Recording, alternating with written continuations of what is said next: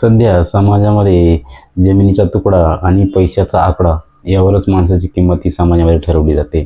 त्याच्याकडे असलेली संपत्ती आणि पैसा यामुळे समाजात तो असा मोठा आहे म्हणून त्याला आदर किंवा मान दिला जातो. परंतु मित्रांनो, पैसा, अडका, संपत्ती ही कायमस्वरूपी राहीलच याची काही गॅरंटी देता येत नाही. त्या व्यतिरिक्त माणसाजवळ असणारे संस्कार, प्रामाणिकपणा, कष्ट करण्याची तयारी, सामाजिक मूल्य ही पण माणसाने तपासली पाहिजे. कारण संपत्ती ही आज आहे, उद्या असेल याची काही गॅरंटी नाही. आजचा माणूस श्रीमंत आहे, परंतु उद्या पण तो श्रीमंत राहील याची काही गॅरंटी. धन किंवा पैसा ही माणसाची एक गरज आहे, कारण ती गरज भागवण्यासाठी, आपल्या गरजा पूर्ण करण्यासाठी पैसा हा महत्त्वाचा घटक आहे. परंतु समाजामध्ये फक्त त्याची संपत्ती किंवा पैसा बघून त्याला किंमत देणं हे साफ चुकीचं आहे.